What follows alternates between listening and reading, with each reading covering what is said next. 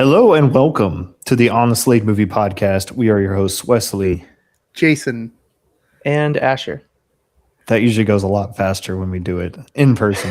But anyway, On the Slate for today is our news episode for the middle of the summer. We're going to talk about some recent movie releases like Spider-Man Brand New Day and The Odyssey. We're also going to be doing some updates on recent movie news, as well as giving you some recommendations of stuff we've been watching recently. So, without any further ado, let's get to it.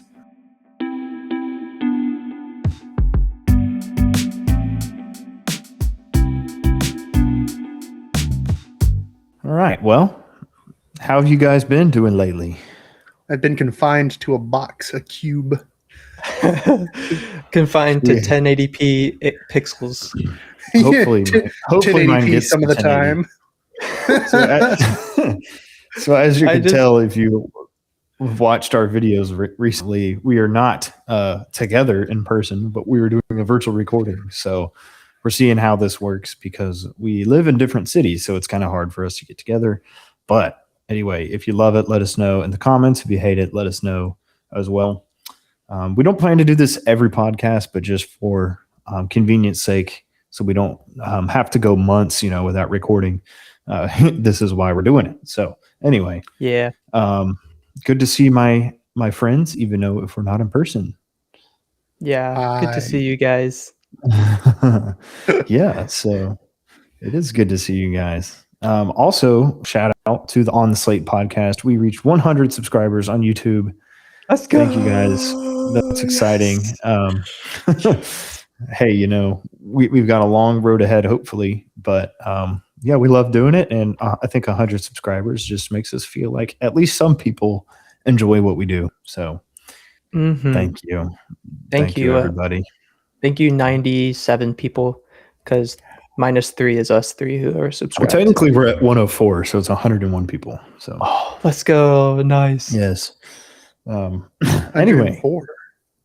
104. Wow, so that's 4 more than 100. Isn't that something? 4 more than 100. Yes, indeed. That is true. Thank you for the... cuatro. All right, fellas. Well, let's get into it. So the first movie we'll talk about, probably one of the biggest movies of the summer, is The Odyssey. Christopher Nolan's latest film. Obviously, every time Christopher Nolan makes a movie, people go crazy for good reason. It's a big event. And the adaptation of Homer, right? Homer's ancient epic poem, The Odyssey, brought to life. And yeah, I mean, me and Jason have both seen The Odyssey so far. We both love it. We'll talk about it here. But yeah, it's got an 8.5 on IMDb, which is incredible, and an 88 on Metacritic, which is very high as well. Sorry. Wow. And so far through, what is this, week 3? It's made $911 million globally and counting. So it's well on its way to $1 billion, excuse me. $1 million. And it had a $250 budget estimated. So $250. Another big money maker. Only made $1 million. So 250 million budget? Yeah, and it's at the time of this recording on August 3rd. Yeah, it's at 911. So likely we'll probably make $1 billion because it'll be in the theaters for a while. So wow, good for Christopher Nolan. I think it's an excellent movie. I really do. It's not really what I expected it to be, as far as a ancient Greek kind of movie. It's definitely divorced from the ancient standards of like thinking, I think. I wouldn't say this is like an accurate representation of ancient Greek thought, which makes sense because it was made by a dual citizen American and British man, 2,000 years after. More than, actually, I think. So I don't really think, like, if you're going for a hyper-realistic portrayal of a story in that time, you're not really going to get it. Obviously, it's a fictional story anyway, so it's like, you can take some freedoms. There's been some, I'd hate to bring these things up. There's been some allegations against the movie for being historically inaccurate, bad casting choices, but honestly, none of that stuff really bothers me. My personal philosophy is like, if it's a fictional story with fictional characters, have fun, be creative with it, so, and I honestly think the movie was so good, it like didn't even really matter. Like, and we can go into that a little bit, but what were your guys' kind of thoughts when you saw, people like, I don't know, Lupita Nyong'o, cast as Helen, maybe not the normal race or just kind of these interesting casting choices. Did that like kind of affect your perception of the movie going in, or were you guys just excited regardless? Yeah, I can go first. Yeah. Yeah. No, I didn't think anything of it. To preface it, like, Christopher Nolan is probably my favorite active director right now. So like, definitely a lot of bias there, but also like, to me, he hasn't made a bad movie necessarily. I haven't seen his very first film yet, but I've seen everything else in his filmography. I haven't seen any of like his short story stuff too that I think he did before he made any big budget or like feature films. But like everything from Memento onward, I've seen of him, and like the worst of his catalog would be The Dark Knight Rises. Like, that is definitely a flawed film, I'd say, but it's not a bad movie by any means, in my opinion. And then I know Tenet, a lot of people don't really like that movie. I can see why. I think those are the two, like Tenet and Dark Knight Rises are kind of the two that people are like, well, they're not as good. I'm a big Tenet defender. I really love that movie. It's not my favorite of his, but I like it. I don't think it's bad. I think it's pretty good. Just to say that's like, I have like 100% confidence that The Odyssey was going to be good, especially after coming from Oppenheimer, which was another like, kind of like a is it a character study? I don't know if you'd really call it that, but it is absolutely. I would say so. Well, I should have. Like, is The Odyssey a character study? I think it is too. Not so much as Oppenheimer was, but I think it's definitely like using Odysseus as like the lens to kind of tell or project the themes of the movie, which we can get into here in a moment. But no, I had no issues with the casting. I trusted Christopher Nolan to make a great film and to adapt this story in a way that he wants to tell it. And I don't necessarily think like, yes, it's not, I didn't expect it to be directly the poem, Homer's poem, right? Because we don't live when Homer lived. But I also think it adapts a lot of the themes of the poem for today. A lot of people, when they hear that kind of thing, it's like, oh, we're adapting these themes for the modern audiences. They get scared for some reason, which I'm like, that's what movies have done forever. Movies are made for the audiences of today. And I don't think that's like I don't think that's wrong. I don't think that's a bad thing. Yeah. I think it's a bad thing if you're talking about like actual events, right? But this didn't happen. There's mermaids and junk. Yeah. I mean, go ahead, Wesley. You go ahead, Ed. Oh no, you're good, Asher. Go ahead.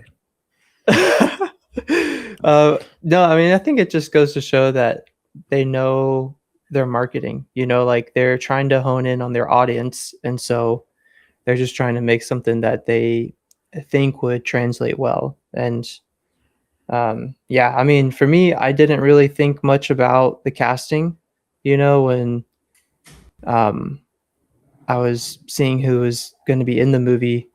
And also too, the fact that they're not, I know this has been a big topic of discussion, the fact that they didn't have like ancient Greek appropriate accents, that it was mainly more of a modern American accent. They all had American accents. Yeah. So like, I think so. Yeah. With that, it's like, I don't think a true historically and culturally accurate adaptation was at the top of the agenda, Like, I think those were things that they were willing to be more flexible on for the sake of the other things they wanted to achieve with the story. Those are just, my thoughts though. I wasn't on set. Well, I think, yeah, it's really a monument in terms of, it's just yet another like Christopher Nolan spectacle showcase. I mean, it's getting ridiculous at this point. I mean, just what he's able to capture in camera. And like, no spoilers yet. I think we'll get into spoilers here in a minute, but yeah, I just think like there are certain set pieces that really blew my mind. Maybe the biggest one was how they depicted the Trojan horse. To me, was super incredible. Just how they made it feel realistic. It was really, really heavy. The guys inside were like trapped in there for days, and like, they're all hungry. They've been using the bathroom on each other. It's like it was this really uncomfortable situation for them, and then it just goes to show like how good of a leader that Odysseus was and how he trained his men. And I think there's another one where they meet the hag, or what is she called? Circe. Circe, yeah, as well. I think that was a really well written sequence. It was also like kind of body horror almost, like them turning into animals. There were some other set pieces that didn't really like hit as hard as I was hoping, but for the most part, I thought that the movie was really well executed. I think Anne Hathaway, if we're talking about performances, Anne Hathaway was probably the standout for me. I mean, Matt Damon was great as well. I think this is also probably Tom Holland's like first big boy movie, if that makes sense. So I've seen mixed reactions to Tom Holland, saying that he couldn't quite bring the same kind of depth to his performance as other experienced actors did. But I disagree. I think he held his own pretty well. Agree.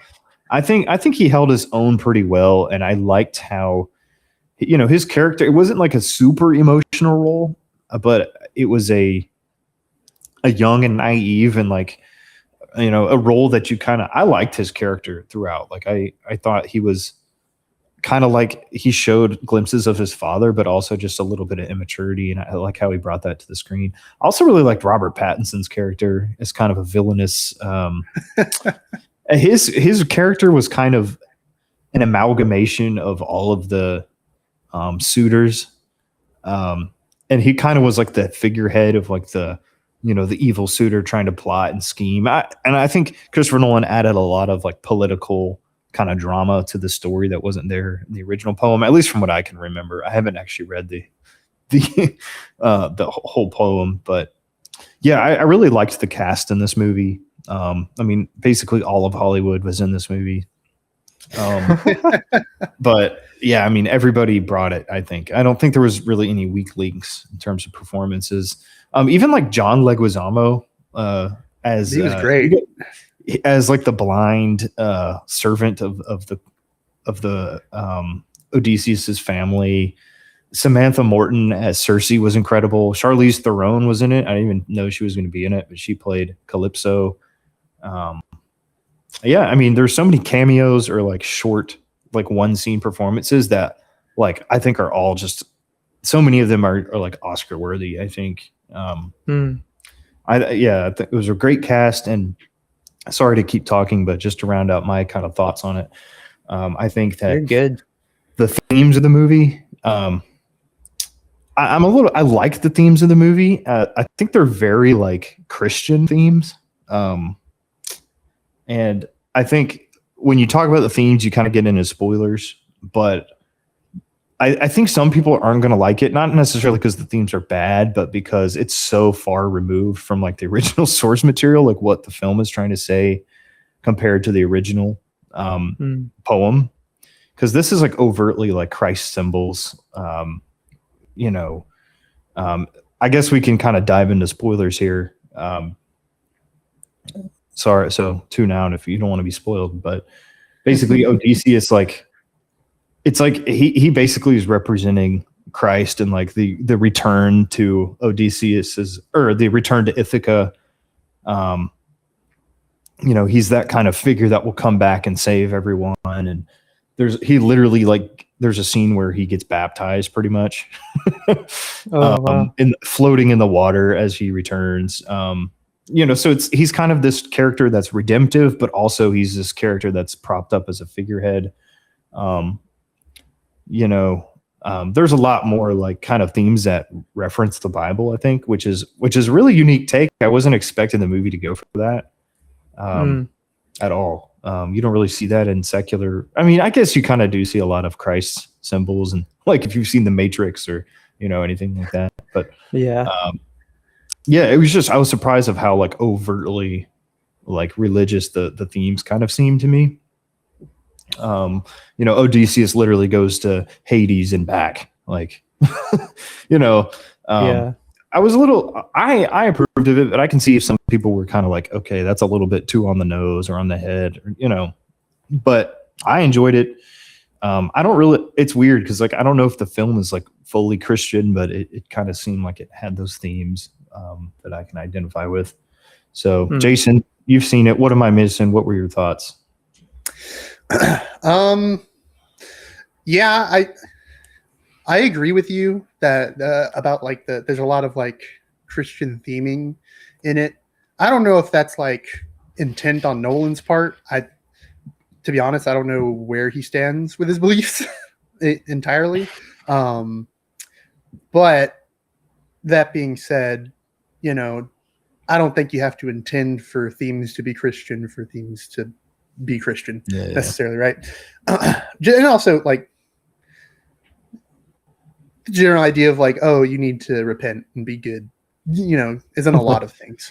It's not just this movie thing, right?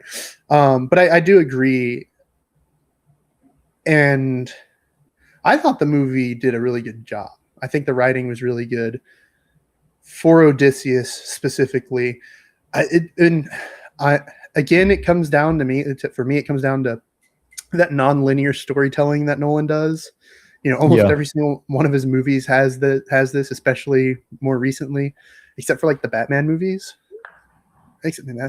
Batman Begins has some non-linear story, but besides the point. His movies before and after have a lot of it. I liked the way they progressed the narrative of basically the siege of Troy. You see, they retell the story. Okay, this is just spoilers. I'm sorry, guys. They retell the story like 3 times, and it's each from a different perspective. And each time you get more and more. It's like through a different lens, right? Each time it's told is through a different lens, quite literally, which makes sense. It's a different point of view each time it's told. And you also get further along and have more revealed to you. It's actually told 4 times, I think, because at the very end, Odysseus sits there and talks to Penelope. And that's kind of when it all kind of like comes together, and you kind of get this full picture of why Odysseus was doing what he did on the return trip home and kind of how he felt and where his headspace was at. And to me, it was like really beautiful. Like I wasn't in tears or tearing up or nothing. It wasn't like, it was very sad, but like melancholic almost. Right. And I love that so much, dude. I was like, dude, this is, I just remember watching it. I'm like, this is the movie of the year. Like, I'm sorry, Dune. Dune's going to have to do a lot of legwork to actually like be better than this, in my opinion. I didn't expect, like I said, I knew I was going to like the movie, but I didn't expect to love it so much. It was the same thing with Oppenheimer, where it's just the tale of a guy who's like regrets the lengths he went to accomplish one goal. He was like so tunnel visioned and doing this one thing that he kind of betrayed all he actually believes in. And the consequences of that. And now, where this differs from Oppenheimer is this really deals with the consequences of that, whereas Oppenheimer kind of ends on like the possibility of consequences, and the actual dropping of the bombs too. But like this kind of goes more into a lot of the other stuff, like a lot of like the direct, like basically defying the gods. I mean, that's like if you've read the poem, that's the whole thing. Is Odysseus is overconfident and he believes he can. Kind of outsmart or outwill the gods, and that's maintained here, but it's maintained differently. While he is overconfident and stuff like that, it's more like him running from what he did because he believes he can kind of like fix it, I guess, or avoid it. Whereas in the poem, it's more like, I'm Odysseus, man. I can do whatever. And in both stories, he gets like punished severely for it. But yeah. So I really love the themes. I agree with you, Wesley. I think they resonate. I think that's why, like, despite a lot of the rhetoric around the movie, everybody who's seen it, or most of the people who've seen it, can, like, I think, relate to this idea of. I think everybody can relate to, I guess, sacrificing a part of their character in pursuit of something, right? Small or big. I think everybody's felt that before. It's like, oh, you know, whether it be for money or to attain something or what have you, is like at the end, how do you feel about that? Like what, and what's the fallout from that? I think it's a very universal concept for people. And I think that's why a lot of people, I think that's why this movie will resonate with anyone who watches it. Nice. And if you just like big monsters, I mean, that's there too. Yeah. I did like a lot of the set pieces in there. Like I mentioned, a lot of this a few of them, like I think I need to watch the movie again, but a few of them that I wasn't as high on. Honestly, the Cyclops scene, I thought was going to be the key thing, but I was just kind of like, oh, that was pretty cool. Dude, I loved that. I liked how they kind of were creative and navigated the escape. But I guess I was just like, I don't know, maybe I was hoping they would have leaned into like the horror elements of it a little bit more. It kind of just like seemed pretty predictable in the way that they were doing it. I don't know, maybe it's it didn't really blow me away like I thought it would, but I think I just want to watch the movie again to kind of catch more details and see it. I think it does do a good job though of showing like the clever traits that Odysseus has, and they didn't resort to the goofy like trick in the original one where he's like, oh, my name is nobody or whatever. You remember that? Yeah. Oh yeah. It wasn't like, and he's like, nobody's hurting me. Exactly. Well, it also wouldn't make as much sense because in the poem there's other cyclopses on the island, and that's not really, if there are others here, they don't show it in the movie, so it wouldn't have like It kind of was. It was weird because there was one little part where he shoots the Cyclops in the eye for like no reason, and I was like puzzled why they included that because it like. Well, it wouldn't put his men in danger. I don't know. There was just little details with it that I wasn't a huge fan of, and like kind of conflicted with, I think, the kind of character they were trying to portray Odysseus as. Either that, or I just kind of missed the subtleties and details. That could be. Well, I don't think it was out of nowhere.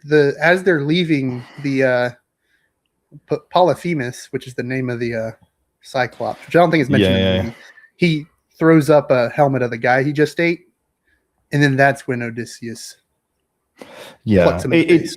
It made him seem like a kind of impulsive, character, which I don't think that's what he was for most of the movie. I could be wrong, but maybe it was just kind of a learning step for him. And I guess he was grappling with the sense of honor and like how to honor your troops and all of that. But to me, it was just like, I don't know. It's just like a little detail that kind of bothered me, but I don't know, the whole Cyclops theme, as impressive as it was, it wasn't my favorite of all the set pieces, I guess. There was other ones that I liked more. I loved the Cyclops set piece. I loved the way the Cyclops looked. I like the moment where you hear the Cyclops walking up and then the cave door closes. To me, it was like, in the chaos kind of after that, it was perfect. And then, I like how they basically plan out their escape to get away and whatnot. To me, the whole arrow at the end while they're escaping thing was like, one, I guess, to kind of replace that moment of arrogance with because at the, there's the nobody thing, but then also in the poem, he gives out his name and where he's from, and then Polyphemus prays to Poseidon and curses him. Yeah. I think they still wanted to maintain that kind of like arrogance thing, but I also think it's like it's Odysseus is, because the whole movie he's like, you know, he there's a thing about honoring his men, and he can't really, you know, and to honor them you have to bury them and whatnot, and you can't really do that with those guys who were eaten and or left inside the cave. And I think it was just like his frustration coming out. It's like, yeah, you know, like a lapse in judgment and whatnot. Yeah, I guess it just kind of seemed like, oh, like that doesn't seem like something Odysseus would do. Like everything we know about him already is like, oh, he's a really savvy and smart commander. But I can see where you're coming from. I think it might have sowed a little bit of the seeds of, you know, the attempted mutiny later in the movie as well. Mm-hmm. So, yeah. That being said, another set piece that I thought was like really cool visually, but just kind of seemed a little repetitive, or like, I don't know. I feel like if you had to cut a scene from the Odyssey, maybe this one would be it. Was when those like really giant guys were like attacking them. The Largonians. I forget what they're called. Like I thought that was a really cool scene. Like it was cool action, and I think it kind of was like the last straw for them of like, hey, this guy is leading us down these paths. But I feel like you could have kind of got to that conclusion beforehand. I don't know. I feel like to me it just seemed like all they did was go to this island and then get beat up. I guess it kind of slowed the story down for me a little bit, but I think it was a well executed action scene, and I understand why it's there. It just, I guess it didn't blow me away as much as the other ones did, as far as like storytelling weight. But I understand why it's in there. I mean, you see a guy's arm get chopped off. It's pretty sick. That's definitely probably the most violent, bloody scene in the movie. It's not like we were talking in the group chat a few days ago. Like, is this would we recommend like everybody seeing it, or would it just be like a true R? It is kind of on the softer side of rated R movies, but I will say that scene in particular, it's like, yeah, that. But there's like no in a rated R movie. There's no gore, yeah, you see this guy's arm get lopped off, but there's not really blood, and it's he's like in the ocean, in the water, and it's really brief. Yeah, and like I think there's a couple guys had their throats cut, and you can see the blood and everything. But it's so fast. I mean, like, yeah, it's violent, and there's a lot of implied violence, but it's, you know, if you want to like, there's no like sexual stuff either, you know, so which some people have complained because the Odyssey has a lot of that in the poem, and I'm like, well, you guys are weird. Yeah. We don't need any of that here, especially for the story it's telling. I would say viewer discretion advised in the movie, but it's not like there's definitely worse stuff out there. You could take your 16-year-old to see this, you know. I think you'd be fine doing that. So anyway, yeah, I would say, I mean, the Odyssey, I'd probably give I'm not saying it's like my favorite Christopher Nolan movie, but I think it's definitely like a top 5. I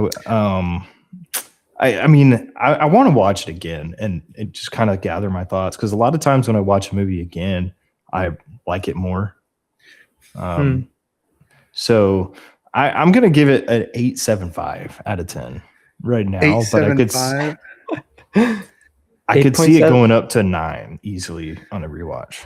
I'm a solid 9. I do want to rewatch it again, just because I like to rewatch movies, and I kind of want to see it again in theaters if I get the time to. But definitely, it's a 9 out of 10. I still think it's my number 1 movie of the year so far. Like, I think it was a better film than Project Hail Mary, although I really did like Project Hail Mary. That I would. It's like it depends on my mood which one I like more. But I think that Christopher Nolan, like what he accomplished and the achievement that movie is undoubtedly probably more impressive than Project Hail Mary, as good as Project Hail Mary is. But I do think Ryan Gosling still has like probably the performance of the year so far. Mm. Yeah, I would agree. I had on Letterboxd right now it's Project Hail Mary, but it, like in my mind it'd been Obsession as number one. But now like this clears. I'm sorry to the other two movies. It is in fact the best. This is the most well made. I've enjoyed it the most. Yeah, and I loved both Obsession and Project Hail Mary, which we've talked about at length on the podcast before. Really good. As far as like how it stands to the rest of his filmography, I still think Oppenheimer is his best movie ever. Interstellar is still my personal favorite. If I had to rank them, I think I'd go Oppenheimer, Odyssey, Interstellar.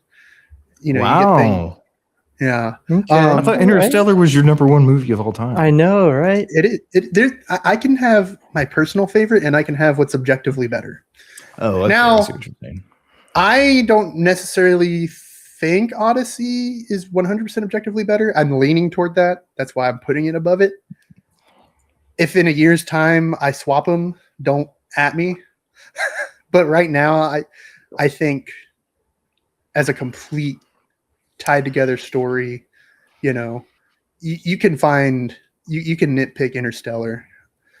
Any nitpicks you have about the Odyssey is going to be about like things that don't necessarily pertain to the movies. Like, oh, it's not like the poem. It has nothing to do with the movie necessarily. It does and it doesn't. Yeah. I think they're all so good. It's hard to pick, you know. I think my favorite Chris Nolan movie is probably The Dark Knight still. Or maybe it's Oppenheimer. It's like one of those two. But I mean, it's hard to go wrong with The Dark Knight. That's old faithful, you know. That's just like that's been around so long and everybody loves it. Oppenheimer, I mean, I would say is one of the best movies of the decade so far. Interstellar is really good. Did you guys? I would say there's kind of that Dunkirk? upper tier. There's so many of like those upper tier Christopher Nolan movies that I could just trade, and there's a tier below of like the Batman Begins and like, you know, Dark Knight Rises. Probably like Tenet as well. I haven't actually seen Tenet, but I've heard good things. I need to watch it. Did you like Dunkirk? I actually haven't seen Dunkirk either. That's a movie Really? I have not seen. Dunkirk's amazing. I love that movie. Okay. Because Jason, you were talking about how they were telling the Trojan horse scene, and it reminded me of Dunkirk, like how they were retelling the same event, but each from like, was it 3 different people? Yeah, the air, sea, and land. Yeah, which was really cool. Mm-hmm. I really enjoyed Tom Hardy's performance in that movie as the pilot. Dunkirk, if you want a movie that makes you feel like you're running out of time, watch Dunkirk, dude. You're gonna be like, it's a stressful watch almost. It's a great watch. It's a stressful watch. The score and the way it's portrayed. So I will say that I think the Odyssey is probably the greatest, like, of all of his movies. I think it's the greatest like directorial achievement, you know, in terms of really more than bringing like, well, I would say in terms of bringing a entire film and making it like from a visual standpoint, from a vision standpoint, I would say that I think Oppenheimer is like his best script and storytelling.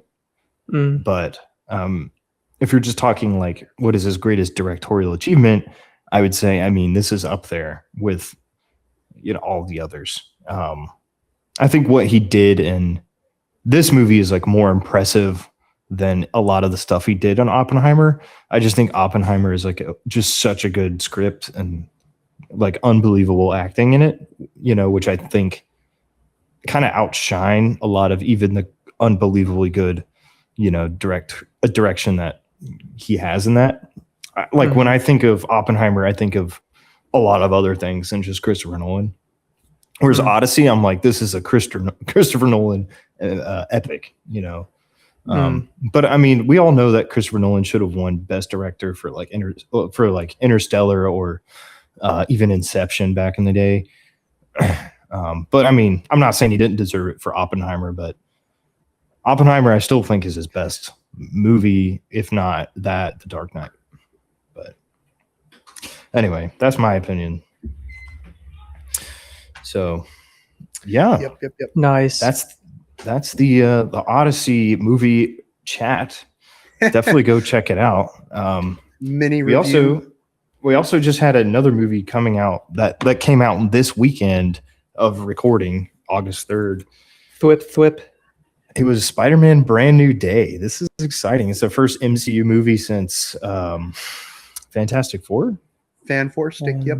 Yeah. I think. Well, last year there was like 3 or 4 of them that came out.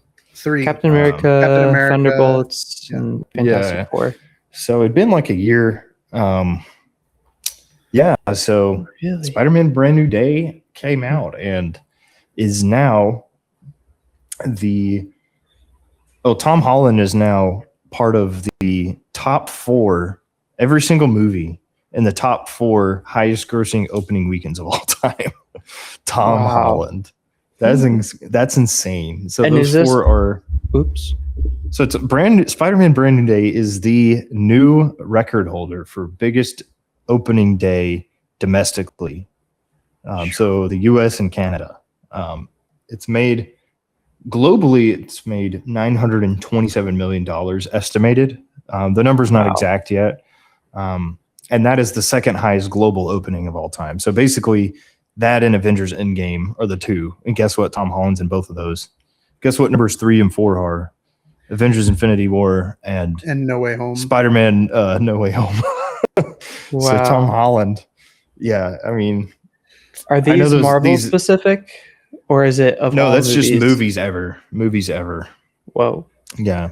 Hero fatigue is not real, guys. It's just good movie fatigue or bad movie. Well, fatigue. and also the Spider-Man branding. I mean, Spider-Man, Batman are the 2 box office kings. That's just how it is. I mean, think about it. Like, 26 years, and we've had what, like 11, 12 Spider-Man movies? So there's the 3 a lot. Raimi, 2 Garfield, 4 5, Holland. So that's 9. And then if you want to count the movies he's Spider-Verse? in, there's the 2 Spider-Verse movies too. Yes. So there's 11. Yeah. Wow, you were right on the mark there. Which is so gnarly, like thinking about the reception of superheroes and how Spider-Man really just is at the top and has been. Yep. Yeah. Crazy. And I've seen this movie. Jason, you've seen it. Asher, I assume you're probably going to see it at some point. I have not seen it yet, so limited feedback on my end. Asher, you've got to go see this one. I think I'm going to say it. I think it's the best made Tom Holland Spider-Man movie, and probably the best made Spider-Man movie since Spider-Man 2. I don't know if it's like my personal favorite. I still think my personal favorite Spider-Man is still No Way Home, just because I'm a sucker for the nostalgia and everything. No Way Home, I think, struggles from like the first act not being super solid, but other than that, like, it's just a really good movie. And honestly, the first act isn't even that bad. So, but I think this one is probably the best looking of the Tom Holland movies. I mean, they finally figured out like good lighting and like good cinematography in an MCU movie. It looks great. They finally made New York City not look like drab and gray all the time, and like lifeless. I could tell the lighting was a lot better. This is like the best we've seen Tom Holland as like Spider-Man doing like combat and action and like cool stuff like that. I really thought that all the cameos in the movie really mattered. And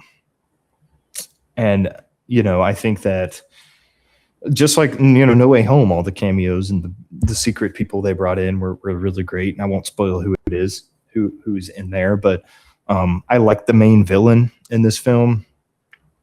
I'm not going to spoil it, but the character who is the main villain works really well, I think, with Peter Parker's story. I think their stories kind of intertwine in a way that makes sense. And I like the Punisher in this. He's kind of more of a comedic role and like a softer version of what he normally does, but I think it still works. I still think there's that darker edge to him that you see, in the, more mature Disney Plus shows. So John Bernthal's great. I like how they didn't completely like solve all of Peter's problems with forgetting his friends or, or whatever. Like it's a really hard road back to like, Recovery. MJ and Ned, like they just don't remember him. So he basically has to learn how to become friends with them again. There's two scenes in particular with MJ that I think are really, really well written in this film. And they don't really go the way you think you want them to, but I think it makes a lot of sense. It's like a better version of what they did with Peter Quill and Gamora, I think. You remember that story beat of how, Gamora in Avengers Infinity War dies, and then like the past version of Gamora comes to the future and like, is in the new Guardians of 3 movie, and Peter Quill, not Peter Parker, Peter Quill wants to get back with Gamora, but she's like, well, I don't know you. That was a different me and all of that. So it's a similar beat here, but I think it's done even better than that. So yeah, overall, and I like how they also honored Aunt May in this movie as well. I feel like, how she in the last one was like, great power comes great responsibility, right? The iconic line. I think those words echo and really help Peter throughout this movie, and they help others too. So I like how they honored that central theme. I don't think it's a 100% perfect movie, but I really, really enjoyed it, and I want to go see it again. And it's got a 8.2 on IMDb, which I think is, that's really high. I think that probably will go down a little bit, but it's got a 66 on Metacritic, which is, I think it's tied for the lowest of the 4, but I don't really see that. I kind of disagree with the critics Critics are soulless. Can't have fun. Yeah, they have No Way Home as the highest rated one, and also Homecoming, which I think this is a better movie than Homecoming. But anyway, what are your thoughts on it, Jason? Yeah, dude. I think I mentioned definitely in private, but maybe on the podcast too. If the Spider-Man movie's coming out, I'm gonna be there. I think I've told it a million times. The first movie I ever saw in theaters was Spider-Man 2 when I was 4 years old. Core memory. Yeah, my dad took me to see it. And I was so excited to see Doc Ock show up. He doesn't show up till halfway through the movie, and I was like, when is this guy going to show up? But I love Spider-Man 2, and I think same thing with you, Wesley. It's still my personal favorite. I also think Spider-Man 2 is a really good movie. Some people like to nitpick the 2000s-ness of it. That's when the movie came out. We don't blame movies from the 90s for being from the 90s, dude. It's like what? But anyways, I still think it's a really good movie. Regardless, it's timeless. This movie's up there. I would also say is probably the best Tom Holland solo outing. I used to be a Homecoming hater when I was younger. I've come around to it. I think Homecoming is actually a really good movie. It's really good for a lot of different reasons than this movie, right? And I think Homecoming is more that coming of age story. It's less Spider-Man, right? And I think I've come as an adult. I've come to hey, that's okay. We sometimes you need stories like that. But as far as this is what Spider-Man is, and Homecoming is a lot of that. This is more of that, of the core identity of Peter Parker and Spider-Man just going through this kind of really terrible time in his life where he made a decision that kind of saved the world from the multiverse, I guess, from ripping itself apart. And now his life is completely miserable. And I think that was really interesting. I think the movie handled it well. I agree with you, Wesley. I like that they didn't just kind of, we're going to fix everything now. That's what this movie's about. It's fixing everything. Because it actually doesn't. It doesn't really fix the actual problems, but it has Peter quite literally through the mechanics of like what's going on in the film and like externally as a character evolving to adapt to this, right? To his new situation. And as far as MCU writing goes, like this is like really good. I mean, this is like, we're Winter Soldier levels of character writing and like the dialogue, the themes, the characterizations of all of our characters here are so good. And I agree with you, Wesley, the cameos, like no one's in this movie just cause. I think they serve a purpose. I'm not going to spoil like people who aren't in the trailer, because there's quite a few characters that aren't in the trailers that are in this movie. But I will touch on the ones that are. Bruce Banner and the Punisher are so good in this movie, dude.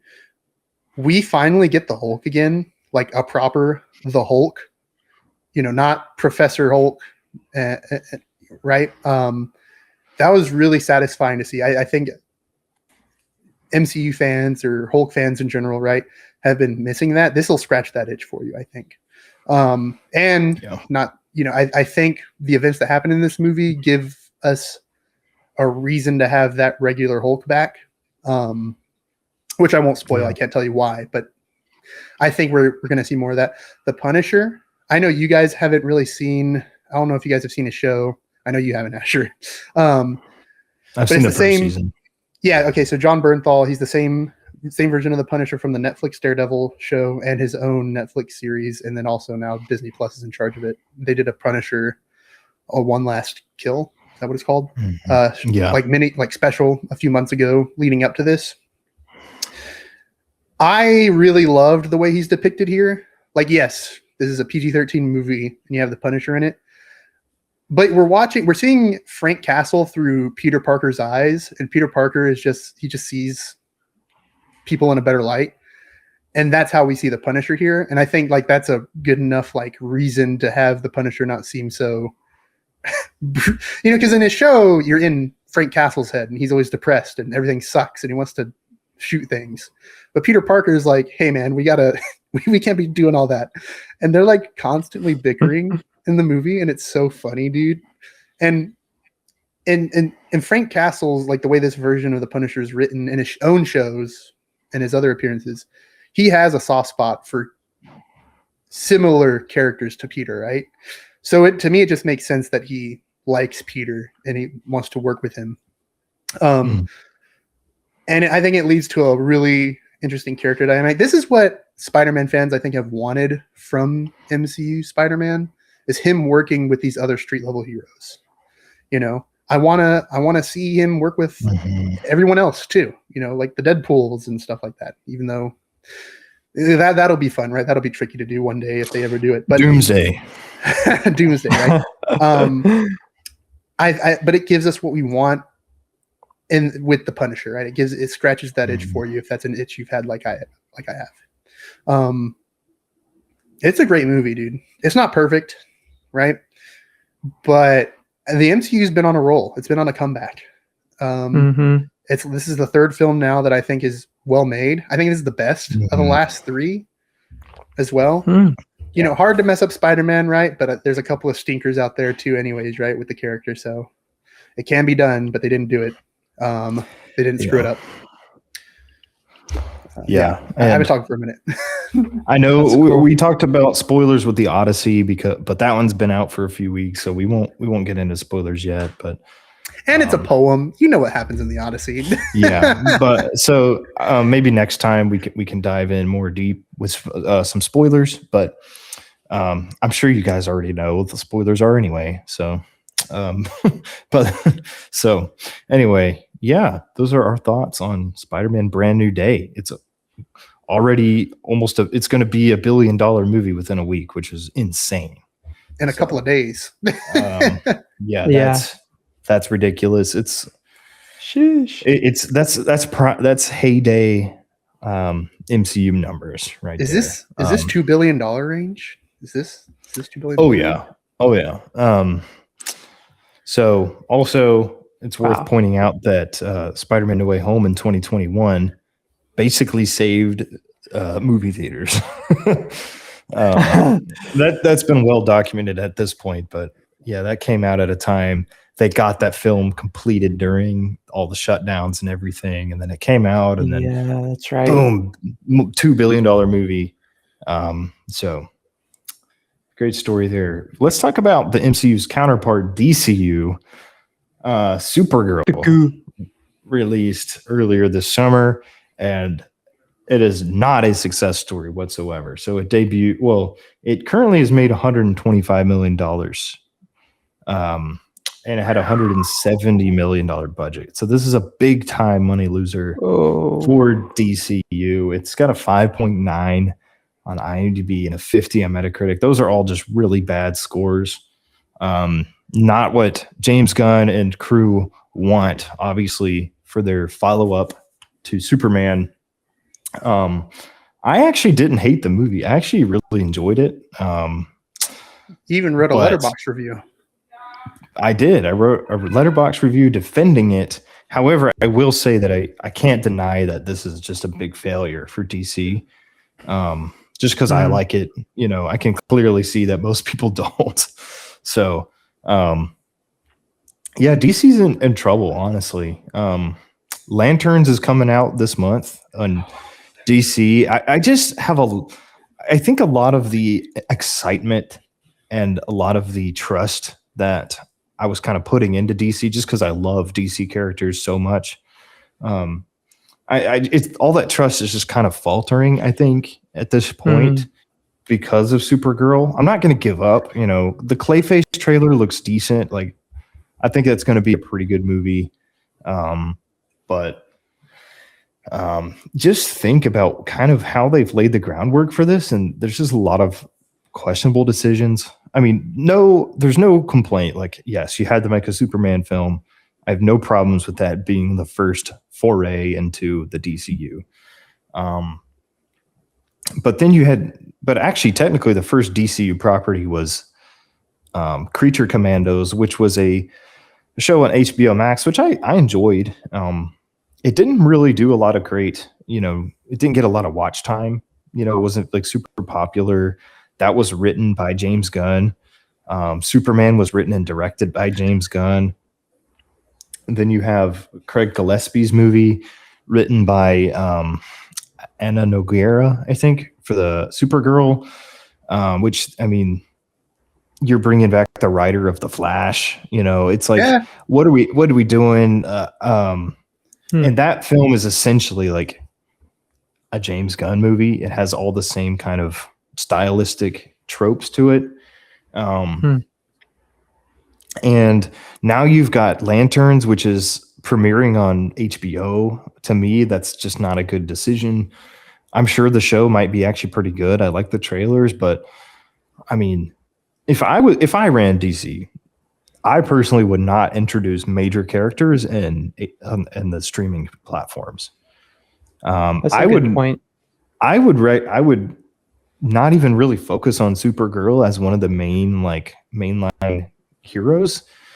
I would focus on Wonder Woman instead, and Batman. The fact that there's not a Batman announced, to me, is kind of a failure on DC's part. Like, I get it. There's the Matt Reeves stuff going on, which got delayed again, which we'll talk about that in a minute. But yeah, just whatever's going on with DC right now, I just think James Gunn is exercising a little bit too much control over things. I think he loves the comics so much and wants to see all these stories come to life, but I don't think he really has anybody to like hold him accountable. It doesn't seem like he does.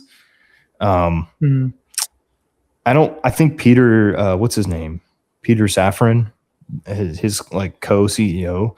I don't really know. He kind of seems like a yes man to me. I just think they're approving so many questionable decisions right now that, like, I just have a feeling we're going to be stuck rebooting this thing in 10 years from now. I don't believe really in James Gunn's vision anymore. I know they're working on Man of Tomorrow, which maybe that's good. And I will say that I really, really like David Corenswet as Superman. I thought he was such a great addition to Supergirl. He's not in the movie very much, but his scenes are easily were the best ones. Yeah. So I like him, and I wish. So I'm hoping that they do more with him, but I just think there's a lack of like. I just see all the same signs of like the dark age of the MCU, like phase 4 and 5, where they didn't really know what they're doing.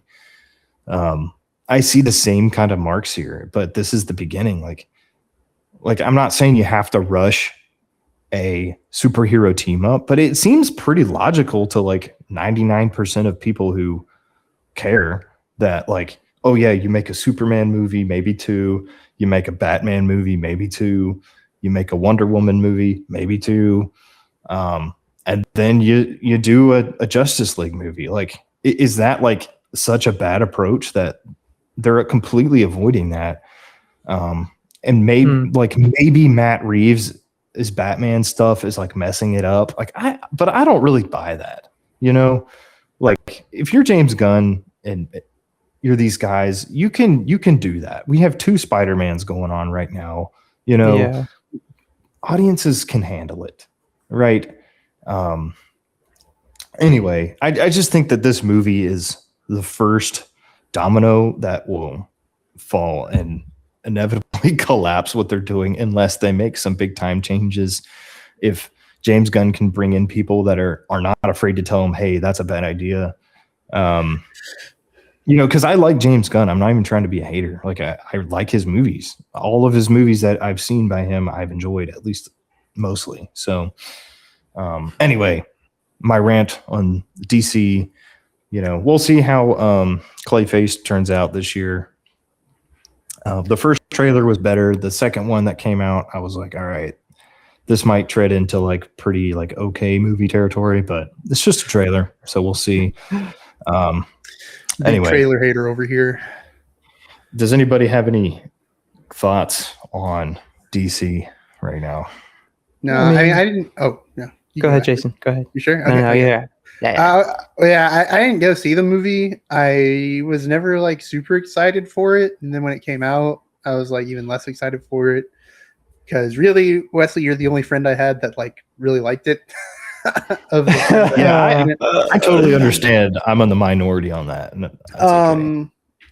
I my thing was like going in, like leading up to it, even a year or 2 ago when I heard that this was going to be like the second movie.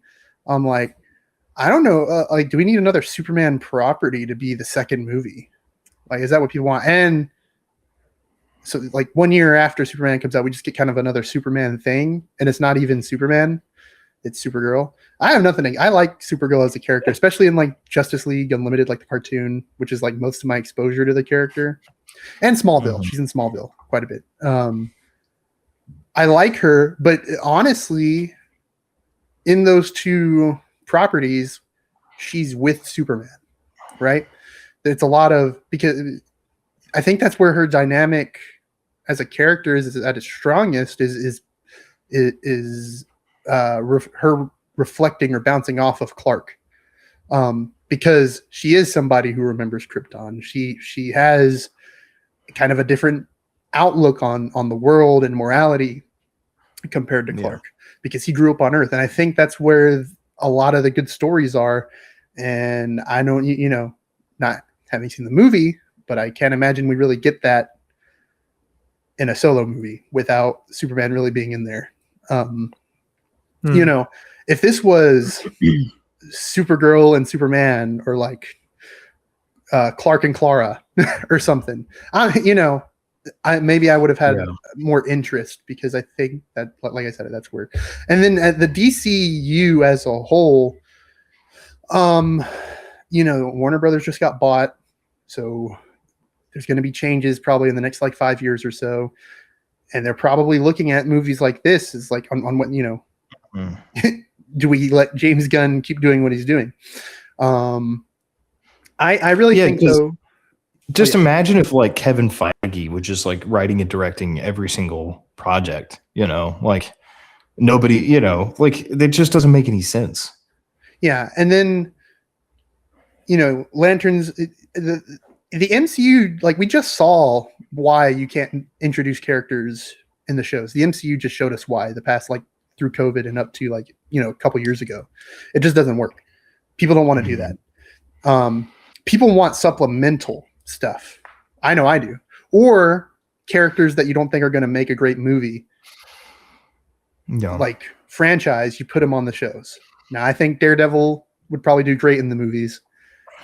But at the time, 10, 11 years ago when they were reintroducing the character, Daredevil had a big flop, right? The only reason there's a lot of Daredevil positivity right now is because of the show. That's what you do. Yeah. You take smaller characters or unpopular characters, you put them in the shows. Exactly.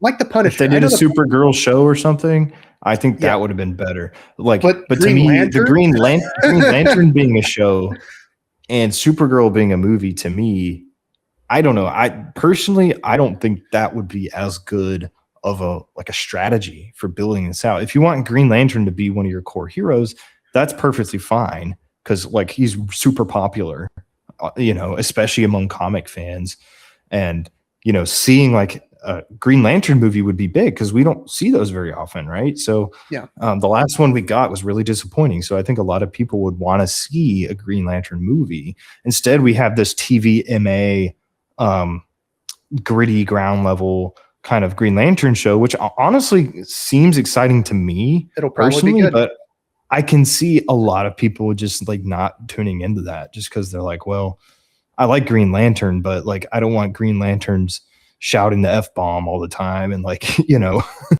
like I want to see like them be heroic and like, in the movies. Like I want to go to the movies and experience this. Supergirl, if you want to do a show on her, I think that would have fit better, and to be fair, I liked the Supergirl movie, but again, I also think it was a bad idea.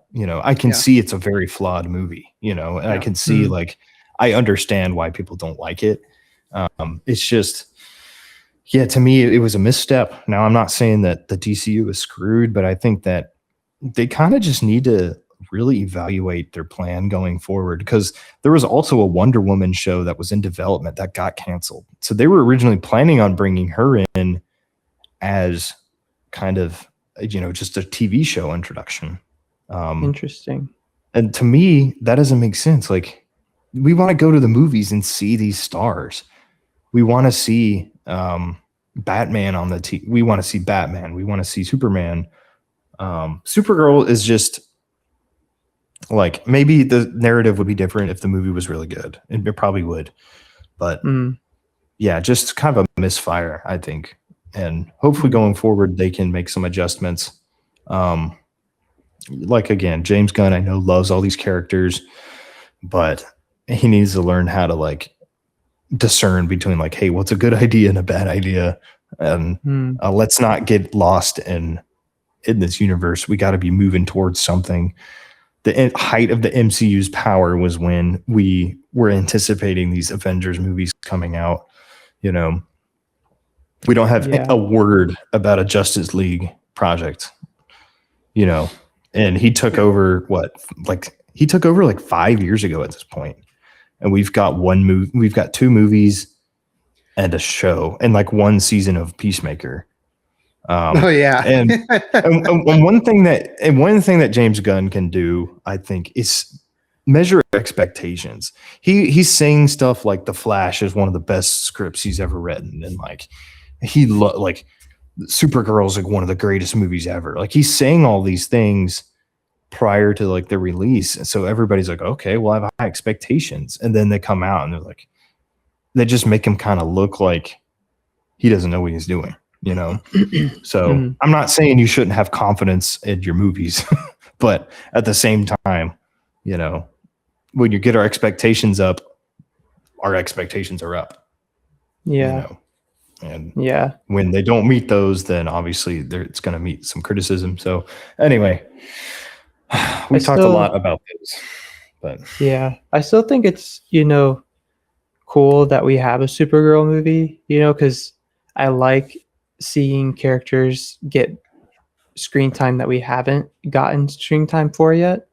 So I do like that, but I'm wondering, did they set her up well, and did they introduce her well to get people shortly after Superman interested enough to see it? Because outside of the trailers, we see her at the end of Superman, and she's not that likable of a character. And I know that gives you a lot of, like, with where she's at as a character, I think there's a lot of really good writing potential to develop her.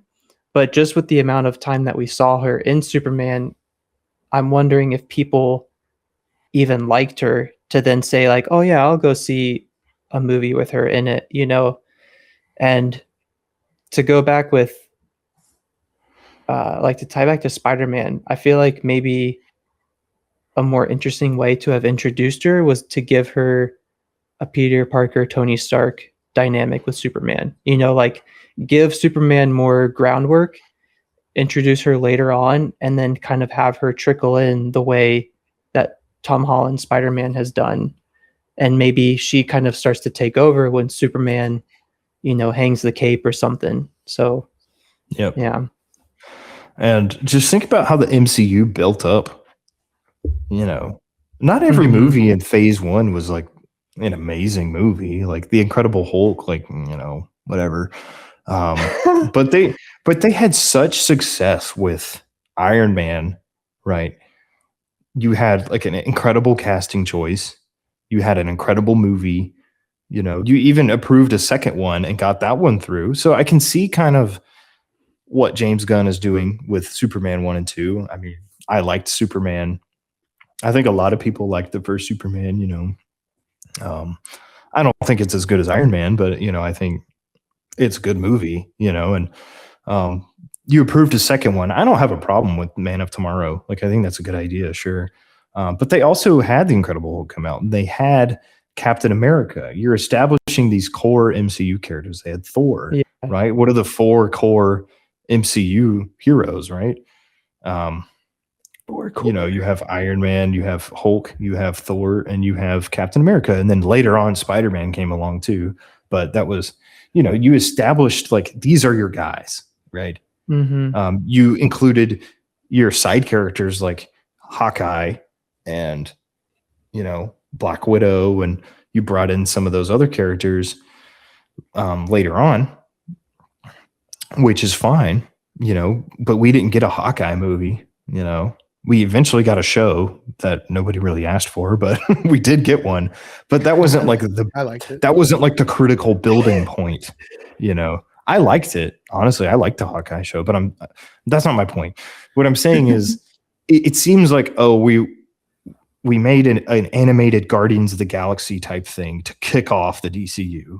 Then we made okay, and then we made Superman, right? Okay, so let's just pretend like that equates to Iron Man. And then now they're like making a Black Widow movie, basically. And then they're making a show about Captain America instead of just like, you know, making a movie, you know. It just kind of seems like it's not my favorite approach. And it seems like also, there's no clear trajectory either. Yeah. So we don't know where we're going. And yeah, I think they need a Batman movie like yesterday, and they don't have one. So anyway, okay, well, we got to move on, fellas. That's that. Real quick, Moana came out, a big bust at the box office, $261 million. Good. Technically, it made more than its budget, but not by much, and it's probably going to lose the money because of marketing and everything. Disclosure Day came out a couple months ago. Steven Spielberg. Modest reviews. I haven't seen it, but you know, hey, it's got a 74 Metacritic, which is pretty impressive. Made $239 million at the box office, basically doubled its budget. Toy Story 5 so far is the highest grossing movie of the year, but probably not by next week. Wow. It's made just over $1 billion. Yeah. Toy Story 5 was a huge hit. 7.5 on IMDb, 73 Metacritic, $1 billion. Yeah, on a $250 million budget. So, hey, good for Toy Story 5. I think this was probably the weakest Toy Story movie of the 5. I did go see this. And again, I think even it being the weakest one in the series, it's still like a really good movie. So Nice. I would probably give it like a 7.5, 8 out of 10. You know, I think it's a good time. I like the tablet being kind of the threat to the toys in this one. I think it's very relevant to our time, and I thought they handled the story in a very, a very sweet way. So, hey, good movie. I don't know if this one, like, I'm good with Toy Story 5. We don't need another one. $1 billion like for real this time. We're gonna get a Toy Story 6, man. But yeah, that thing made $1 billion. So Disney likes their money, and it's already like one of the top 5 Pixar movies at the box office already. Wow. So, yeah, if you listen to our Pixar box office trivia from last news podcast, that's already outdated. So anyway, and then Minions and Monsters. And money. Minions and Monsters is surprisingly successful. Wow. 6.5 IMDb, 70 Metacritic, 70. Like these things are usually getting like 30s and 40s on Metacritic. So this one got a 70. I haven't seen it. I probably won't see it, but $449 million worldwide off an $85 million budget. So solid. The Minions probably took over Metacritic for this. Yeah, I mean, maybe. This is actually not quite as dominant as the Minions movies typically are, but I mean, it had a lot of competition though. The big budget film or the big time studio kept the budget modest at 85 million and then made $500 million. So, Wow. There you go. These little yellow tubby things keep printing money for Illumination. So yellow Twinkies. Anyway, there's not really any like upcoming releases in August really worth noting because Spider-Man is going to just dominate and the Odyssey is going to dominate the box office. So nobody really wanted to release a movie in August. August and September are usually the 2 slowest months of the year. Outside of maybe like January, February. So, yeah, not really much to look forward to, but we do have some recent movie news that we want to talk about. First things first, the Avengers trailer came out. Yep. Avengers Doomsday finally came out. I've heard a lot of mixed reviews. I'm interested to hear y'all's thoughts. I've heard everything from this is going to be the best Avengers movie ever to it's just a bunch of toys hitting each other. So that's awesome. Anyway, I love that. Asher, what were your thoughts on the Avengers Doomsday trailer? Have you even seen it? Yeah, I saw it. So I think like my biggest thing, and I texted y'all this after I watched it in the chat. I think my biggest thought and takeaway is that this movie has to do a lot for Doctor Doom. Like, we got a pretty good buildup for Thanos, and I think when Infinity War came around, we started to understand why he was doing what he was doing. But we're getting introduced to Doctor Doom a lot quicker, and so I really want them to nail his motivations, because Thor in the trailer is saying, hey, I've fought with people stronger than you against someone less intimidating and threatening as Doctor Doom, and they died. So like they're really setting Doctor Doom up for just being a bigger baddie. And I really liked that about the trailer. Like Thor's speech, kind of like what you said, Wesley. I really liked just the stakes that were able to be set only through his words. And I believed him, I think just the performance was really well with that. And so I really want them to nail Dr. Doom's motivations to just portray and translate why he's doing what he's doing. Outside of that, I think, I'm still like, I guess, casually interested. the trailer did. I think the trailer does a good job of building anticipation, and with as much as it shows, I'm still curious of how like all these characters are going to interconnect, and I'm also curious of how this threat even relates to everyone. Because I don't really know much about Doctor Doom outside of the fact that he's one of the main villains for the Fantastic Four. So I don't know his power levels. It seems to be that he's somewhat of a celestial or something within the MCU. Jason, you might be able to touch on that, but yeah, I want them to be able to deliver on the anticipation that they're building for like the threat level. Yeah. Yeah, Doctor Doom's not. I don't think he's a celestial. It's like that thing from the end of Eternals. That's a celestial. Okay. If you remember that. Who remembers the Eternals, guys? But he is like super strong. Like he is consistently like an Avengers villain. He is a Fantastic Four villain.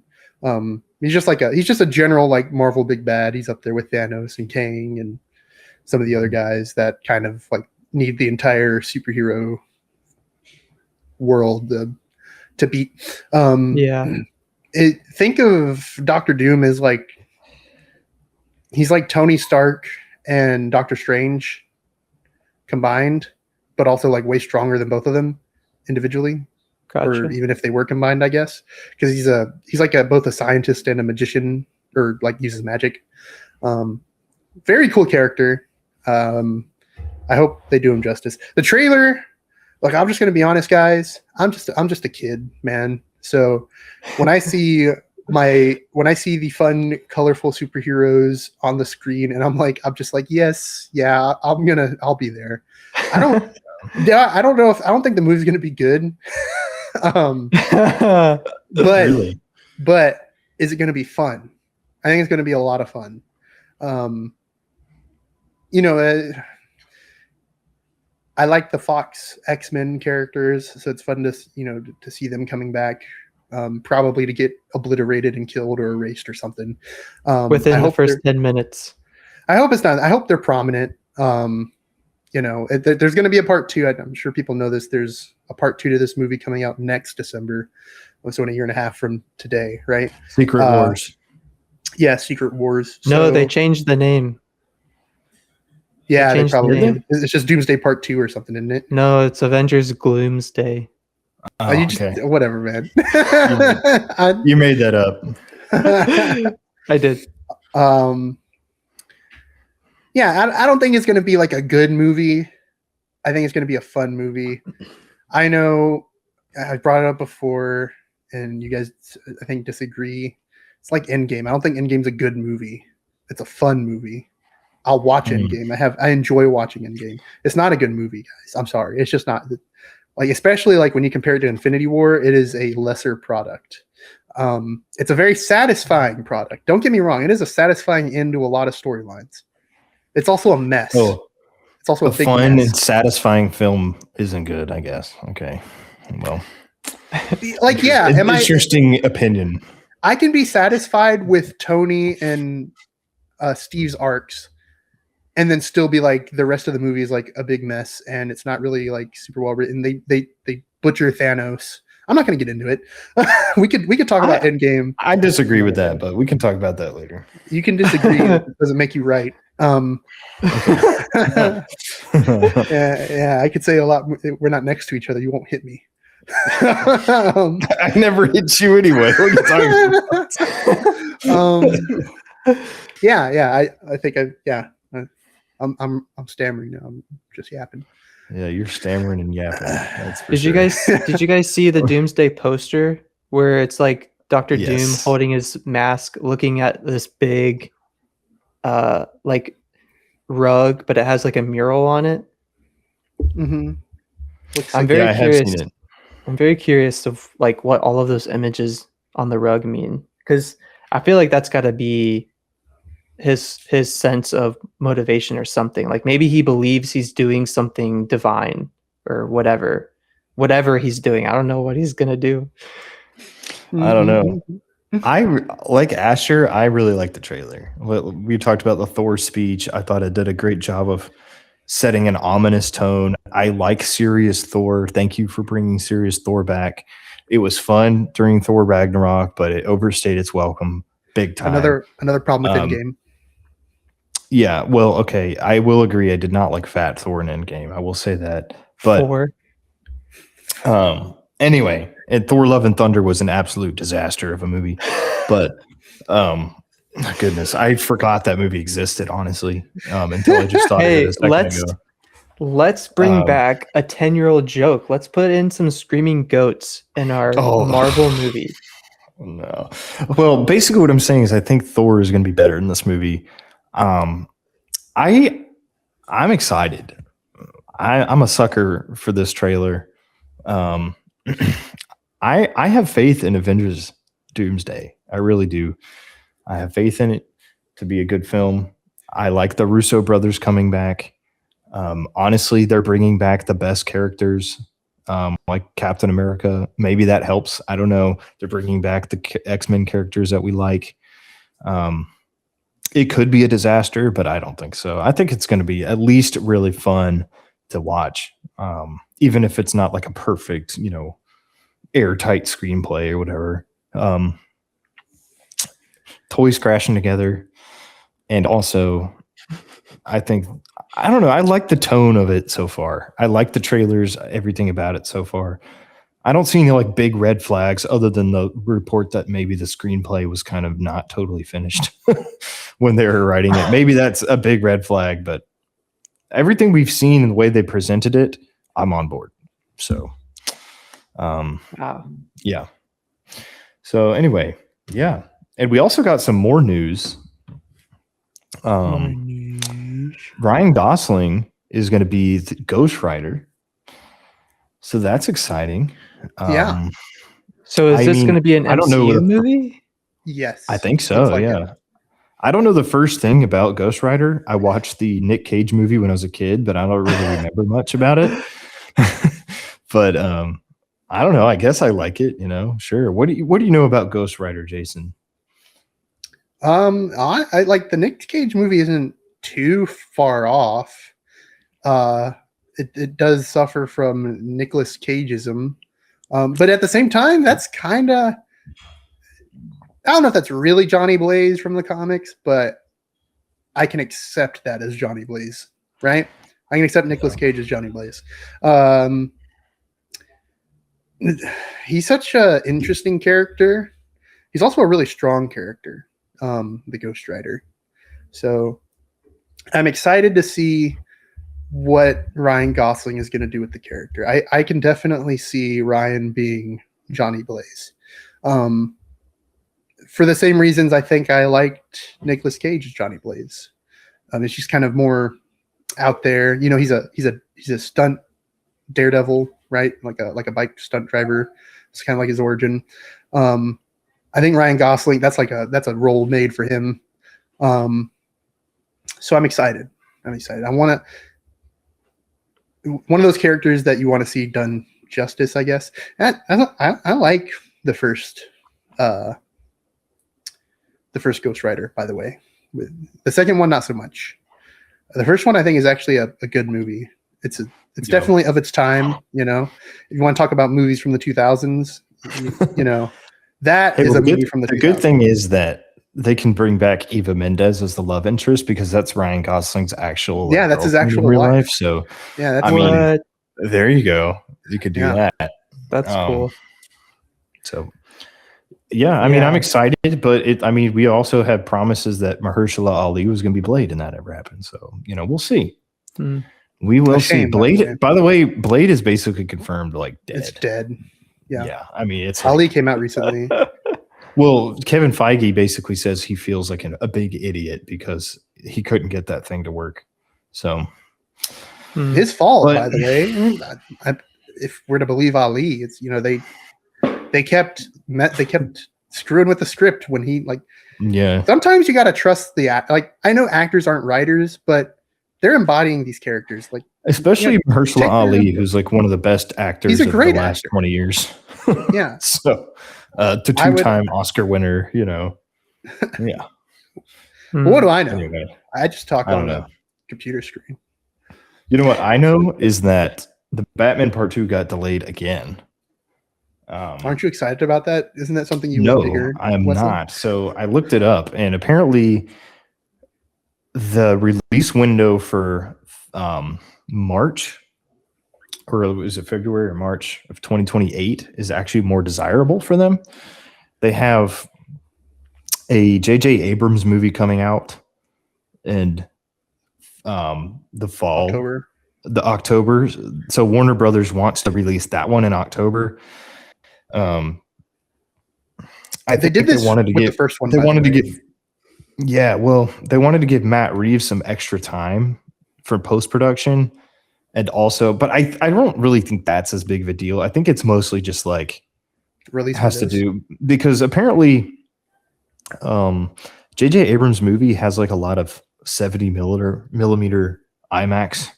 Like that's going to take up all the screens, and they thought that the release window worked better for that in the fall. So this, just mind you, the very first projected release date for the Batman Part 2 is October of 2025. And now we're waiting. So it's been delayed 2.5 years, essentially. Now I get it. The writer's strike halted development. The script was finished like a year ago, I think. And they just started filming like 2 months ago, I think. So, yeah. Anyway, wow. So maybe we'll get it. Just the first Batman came out in March of 2022. So 6 years gap. Wow. So insane. Wowzers. The wait. I feel like this movie. Like, is it good things come to those who wait type of thing, or is it going to be a nightmare? I don't know, but we will see. We will see. This is when 1960s Robin says, "Gosh, Batman, that's a long time." Gee willikers, Batman. So anyway, and James Gunn said he doesn't want to have two different Batmans. So we're going to be waiting until like 2036 for the DCU Batman, because Matt Reeves also is going to make a third Batman movie. So, you know, if that takes another 6 years, then we're talking 2034 is when we get Batman Part 3. And that means we're probably getting DCU Batman in 2036. Oh my goodness. Well, he says he didn't want two in the same, like released in the same year. So that doesn't mean they're not going to make one. But anyway.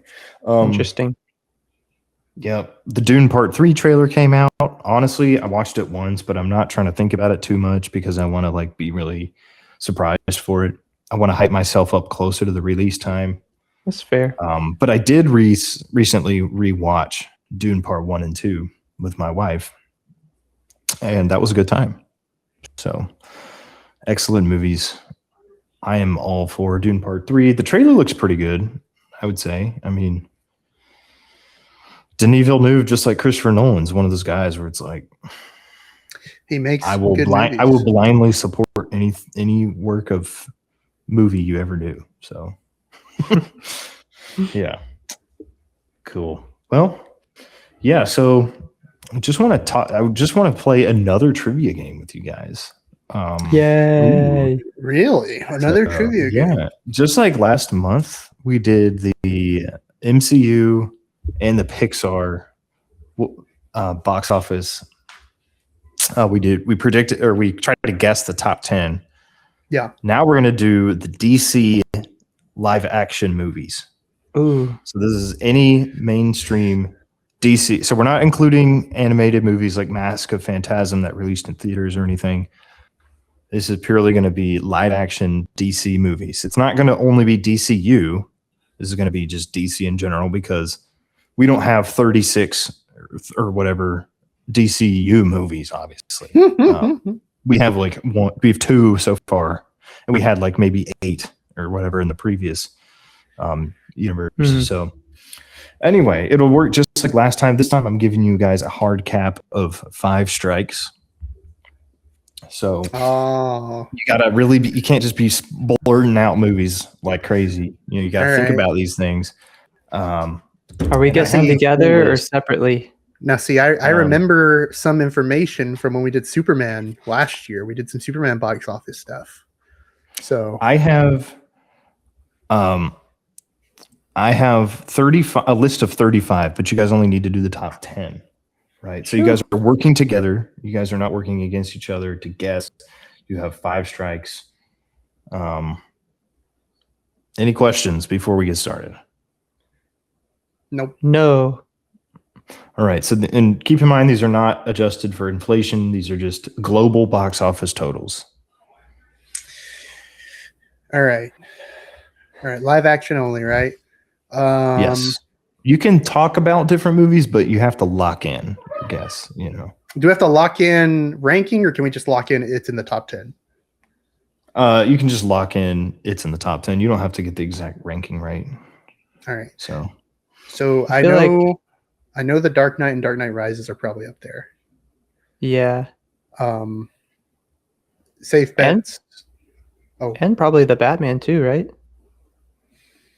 2022 is the Batman. I know it made a lot of money. It probably is up there. Recent releases, because of, I know not accounting for inflation, but ticket sales inflate. Yeah. So, and Aquaman, I know, was really popular. Made a lot of money too. The first one? Yeah. The first one made a ton of money. So I know that's probably up there. Do you think any of the 80s Batmans made it? Definitely not the George Clooney, but like the original Michael Keaton, you think? Maybe, probably. I'm trying to think what all DC's that's come out. There's the Superman, but I remember the Superman movies didn't make a ton of money. A lot of them didn't. Yeah. Maybe Man of Steel, because I know that made more than James Gunn's movie by like a few hundred, like 100 million. Yeah. Let's lock in the Dark Knight. Yeah. Yeah. Yeah. Can we say the Dark Knight is up there? The Dark Knight is on the list. It was released in 2008 and it made $1.006 billion. So it's number 4. Number 4. I think the Dark Knight Rises made more money because it's coming off of the Dark Knight, and it was like 4 years later. So you cool with that? Dark Knight Rises? Yeah. All right. Dark Knight Rises is on there. It is on the list at number 3. Let's go. 2012 made 1.081 billion. So you have number 3 and number 4. Do you want to try to figure out the ones lower or 2 and 1 first? 2 and 1. What would have been there though? Just keep in mind, you've got to dig deep of all DC Comics movies. I know Wonder Woman did pretty well, the first one, but I don't know if it's 2 or 1. Yeah, let's say Wonder Woman. Is it up there? Wonder Woman is on the list at number 6. All right. Came out in 2017, $824 million worldwide. I think Aquaman's above. I think Aquaman might be 2 or 1, to be honest. I think it made over $1 billion, if I'm remembering. Okay. So Aquaman. Aquaman is number 1 on the list. That is actually insane. It made $1.152 billion. So you have 1, 3, 4, and 6 so far. Well, hold up.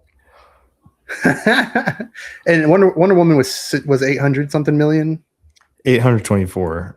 Okay, and that was at 6. That is crazy.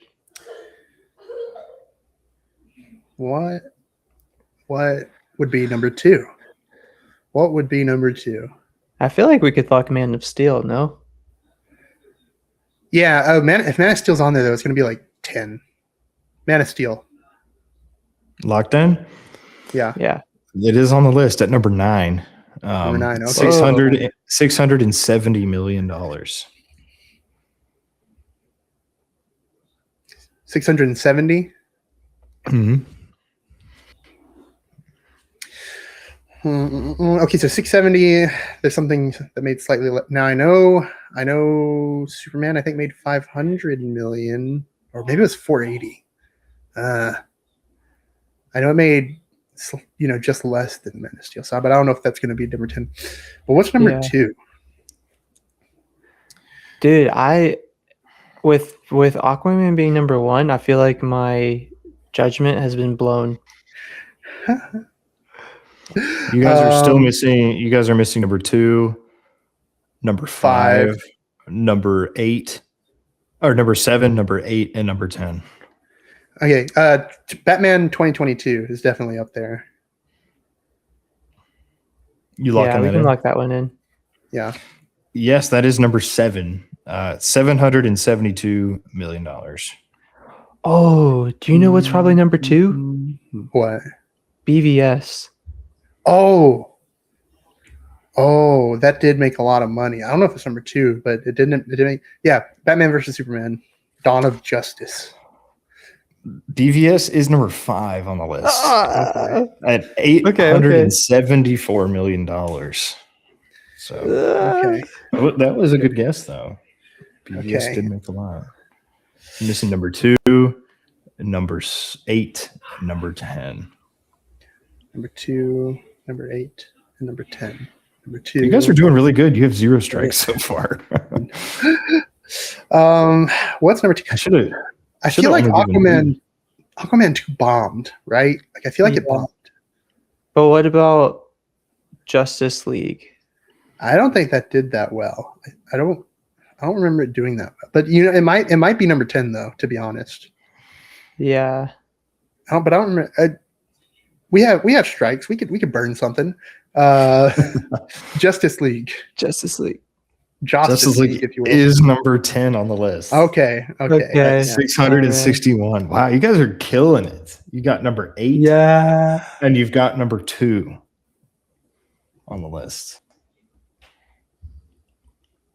Wait, number 8 and number 2 are left? Yes. Oh. Yeah, remember Aquaman was number 1, Dark Knight Rises, and Dark Knight 3 and 4. BVS was 5. Wonder Woman 6. You think Batman Begins is number 8? I feel like that movie only made like 400 million. I don't know why. I don't know.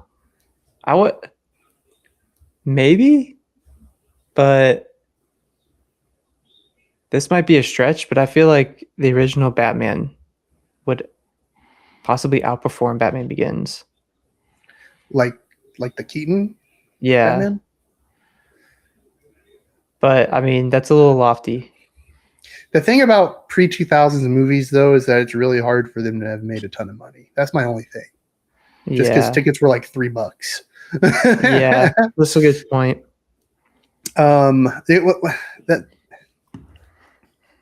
Like you said, though, we got strikes to burn. What year was that? The first Batman? 86 or something? Batman? Michael Keaton? Yeah. It was 89. 89. Let's say Michael Keaton's Batman. That's going to be your first strike. Dang. Batman is number 13 on the list, $411 million. It's not too far from 10. I know what's number 2, Asher. I know what's number 2. It's the Suicide Squad. I remember that movie made a ton of money. The new one or the original? No. The original one, 2016. 2016 Really? Suicide Squad. Lock it in. You locking it in? Yeah. That is number 8 on the list. Oh, so what number 2? I thought it made $749 million. Okay, so we just now need number 2. If it's Aquaman 2, I'm going to be mad. It can't be. Do you think Flash did? No, the Flash made like $3. Really? You guys have 1 strike, by the way. So I need to get it out of the way. Aquaman 2.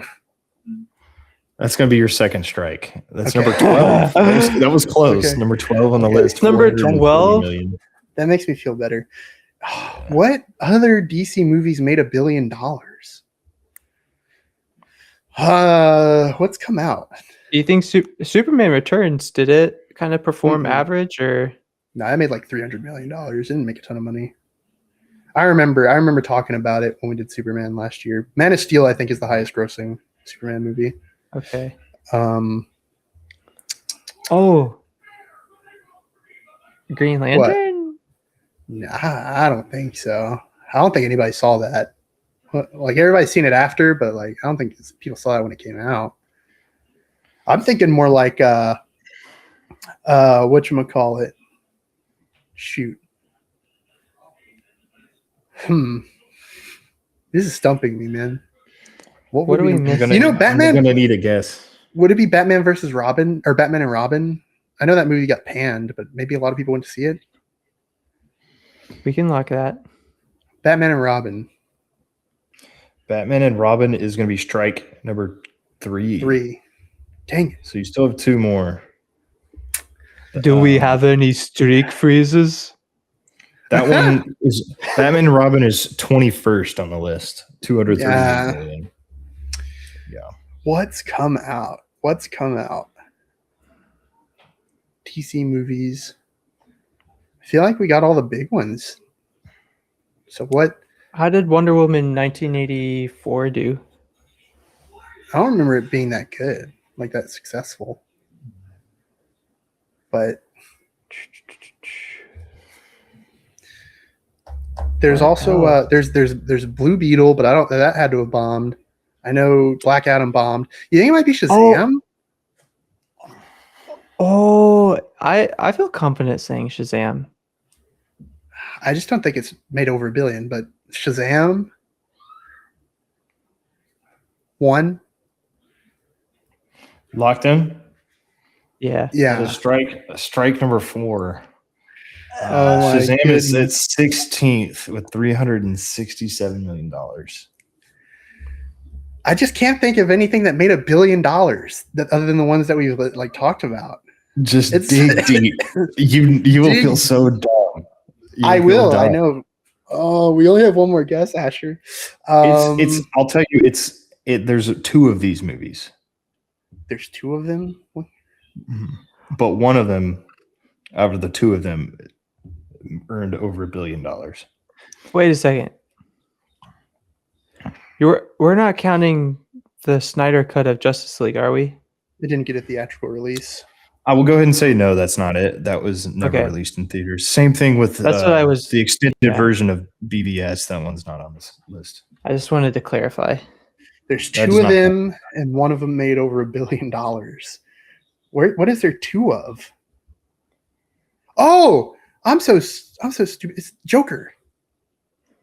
Oh, yes, it is Joker. Joker is the correct answer at number 2. $1.079 billion. The most non-DC movie. Great movie. I said you had to dig deep. The second one, I don't even know what it made, but $3 and a peanut. So $3 and a peanut. It was a terrible movie, and I don't recommend watching it. So first one's pretty good. First one's very good. I like it. Joaquin Phoenix. All right, cool. We did pretty good. We did solid until the end there, but yeah, high five, y'all. Y'all didn't crumble under the pressure. 1 strike left, and you got it. I figured I would do 5 because it was a little harder to remember all the DC movies. Yeah. But I'm trying to think of. So Superman 2025 was number 11. I thought that was going to stump y'all. I remembered last year when we talked about the Supermans. Yeah. So yeah, that's fun. And the ones that you guys guessed were pretty close, So except for Green Lantern, by the way, was like 23rd. So yeah. The Flash was 19th. So it made some money, I guess. Yeah, but Black Adam just missed. Shazam just missed. Batman Begins was 15th. You guys wisely avoided those. So anyway, nice. Time to get into our recommendations. All right. So Jason, what is your recommendation? Recommendation. Yeah. Lawrence of Arabia, for sure. It's a 4-hour epic, based on the actual life, based on the memoirs or journals or book, something of the actual T.E. Lawrence, who, for context, was a British soldier who went into, basically built up an army of different like Arabian like cultures and civilizations that kind of were living under the Sultan or the Ottoman Empire's kind of like control over there in the Middle East, kind of between Egypt and Turkey. I think it'd be modern day like Syria and stuff like that. It's kind of where a lot of that happened, or where Damascus is and stuff like that. It's about that during World War One. So his story kind of inspires Paul Atreides from Dune, loosely, kind of this idea of a guy going into the desert, raising up an army to fight against an empire kind of thing, because that's just literally what happened. Paul Atreides is nothing like T.E. Lawrence in a lot of ways, but in some way, the kind of the idea of that comes from a real life guy. And the movie itself, I think heavily influenced Star Wars. And Star Wars is influenced by Dune. But yeah, the movie itself, dude, oh my gosh, it is amazing. It's such a beautiful looking film. I believe it's Peter O'Toole. Mm-hmm. Something O'Toole. Peter O'Toole. Yeah, Peter is O'Toole. the lead. Yeah, he is the lead who plays Lawrence. The way he portrays him, dude, is so good. I have no idea. Like, I'm a big World War I guy. I just kind of know what he did. I don't really know about Lawrence as a person too much outside of like his actions there. But I'm assuming, since it's based on Lawrence's book or memoirs, that it's a fairly accurate representation of him. I know a lot of the stuff that happens in the movie is either changed for drama or what have you. Like, they make it seem more loose and militia-like in the movie, where in reality these were real armies, like actual like militaries that were built up, rather than these like loose fighting forces. Not that wasn't happening, right? Mm-hmm. But it's just like this big grand epic across the desert, which in recent times it sounds very familiar. But this came out in 1964, I believe. I'm all over the place, but yeah, the way the movie's shot, I think we all are suckers for film, movie shot on film. This is that classic film look. It's a very beautiful movie. The score, oh my gosh, the score is amazing. I didn't even look up who composed the score or what have you. Sorry, but look it up at home. Is Wesley about to John Williams, Hans Zimmer, or Ludwig Göransson?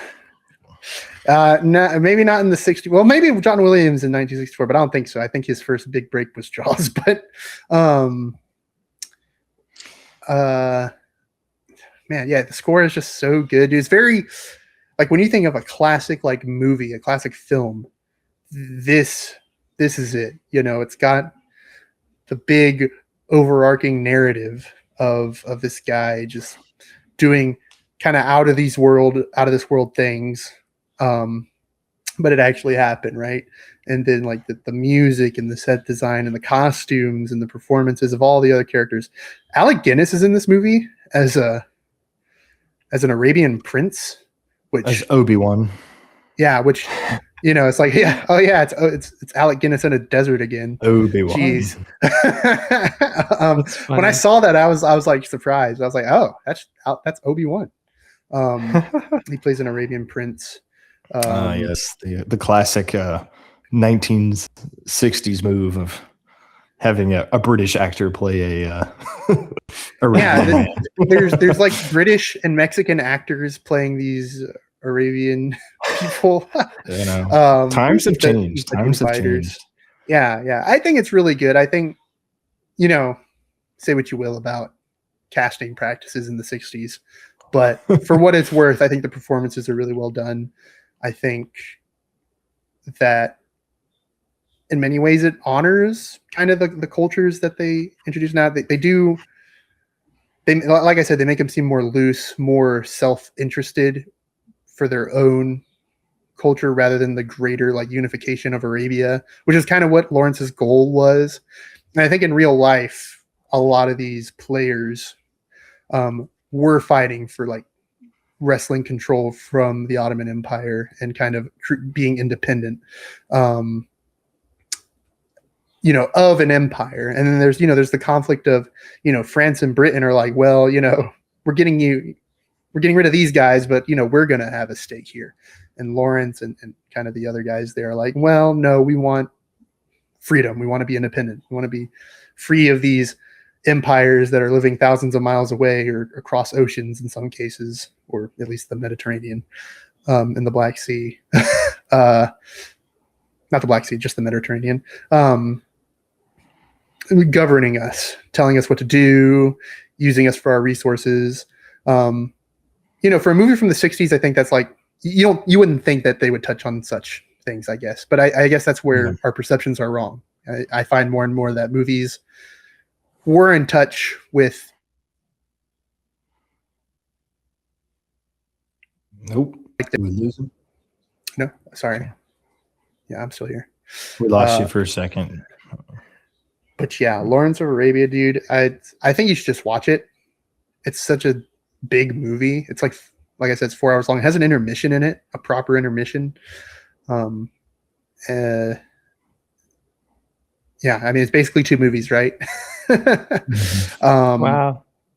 There's a lot of complexity for Lawrence's character. It's honestly a kind of sad movie. Watching it, like, Lawrence isn't really a happy guy. He's like constantly in between like this mania, like this ego-driven mania of like being a really powerful man and indulging in this violence, conflicting with like his kind of how he starts out as like this guy who wants to kind of avoid conflict as much as he can, but understanding like the only way to do things is a gun in the hand. So it's so good. I couldn't break it down for you better than the movie could. So you should just watch it and kind of go on that experience. Well worth it. Honestly, I think it's maybe something we should cover one day here. A lot to talk about. But yeah, if I'm going to give it a rating, it's a 9.5 out of 10, dude. It's amazing. Ooh, that's a high rating for Jason. Yeah. That's a high rating. Nice. Great film. Can't really complain about anything, Speaking of sweeping epics from the 50s and 60s, we're going to actually be doing a deep dive on another film from that time period that also has a British actor that plays an Arabian guy. But we will be doing Ben-Hur for our next deep dive. I'm very excited about that one. Very excited about that. That's going to be fun. Asher, what is your recommendation? So mine is The Greatest Game Ever Played, starring Shia LaBeouf. I remember that. That movie. So I've got a special place in my heart for a good sports movie. And I think this one's really good. I really like Shia LaBeouf's performance. It's been a while since I've watched it, but it's been one that keeps coming to my mind of doing as a recommendation. But basically, he's a caddy, and this, I think, takes place, I want to say early 1900s. And so he's a caddy. There's still some classism going on. And so his dad is like, I want you to do something that you can actually create provision for if you want to have a family one day. So his dad is kind of like not really in on this dream of him wanting to be a golfer, and also just being a caddy in general in that time, and then wanting to be a golfer. That's, already another challenge. And also too, his family, I think, are Irish immigrants. I don't know if his parents immigrated or if his grandparents immigrated, but there's all of these factors going into play that provide challenges for Shia's character to face. And I just think it's a really good looking film too. Like, there's something very warm about it. And with it being a period piece, it just looks really good. And I feel like I'm in that period. And I just like when they do that well, you know, from costumes to lighting, even like with how they write. Maybe looking back on it, I think maybe the writing for the dialogue could have been more period driven, but I'd have to watch it again. Either way, I really enjoy the movie. Shia LaBeouf is given a really fun actor to be his caddy in the movie. Like, he's the kid who played. Do you guys remember Ace Ventura Jr.? There's an actual Ace Ventura Jr. It's not with Jim Carrey, but I don't remember the kid's name. But there's this kid that comes in and plays his caddy, and he's just like such a, like, what's the word?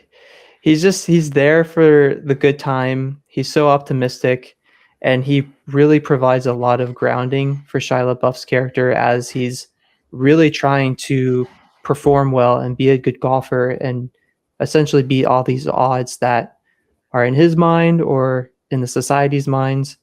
And they have a really good chemistry. I really like that. And then the ending, there's not like, I can tell you, not every movie I cry in, but the way this movie ended, I cried, and it's just, and it's recording again. I think our recording just cut off for a second, but I'm recording again. Did it cut off at 2 hours? I don't know, whatever. I don't think it cut anything out except me saying that this movie made me cry. So this movie made me cry. Really good ending. Yeah, it's very, very sweet ending. So greatest game ever played. All right. Thanks for sharing, Asher and Jason. Yes. So my recommendation, I feel like we've got good recommendations today. We got the big, sweeping, epic classic movie. We've got the heartwarming sports movie. And then we have a kung fu movie. So I recently watched a movie called The Forbidden Kingdom. Oh, yeah. Have you heard of this movie? So it has Jackie Chan and Jet Li. It was like these two super famous Chinese kung fu superstars. And it was the first time they were in a movie together. And when they clash and they fight each other on screen, it's so cool. I mean, the movie, it's not that great as a whole product, but the kung fu moments and just like the big, like how big of a deal it is that these two larger than life, you know, kung fu action stars like being on screen together. Yeah, it's a can't miss. It also has the main guy from Sky High in it. Really? I forget his name. Michael Angaro or something. Angarano. I just saw him in his costume. Yeah. Yeah. What? And he plays the main character. There's also like some like Chinese lady who's also a famous Chinese actress. My wife was telling me all these things. But regardless, I thought it was fun. The story isn't very memorable, but like all of the Chinese actors in this movie are like really famous over there. And it was a joint American and Chinese production. And it was actually like a really big deal when it came out for the genre. It came out in 2008.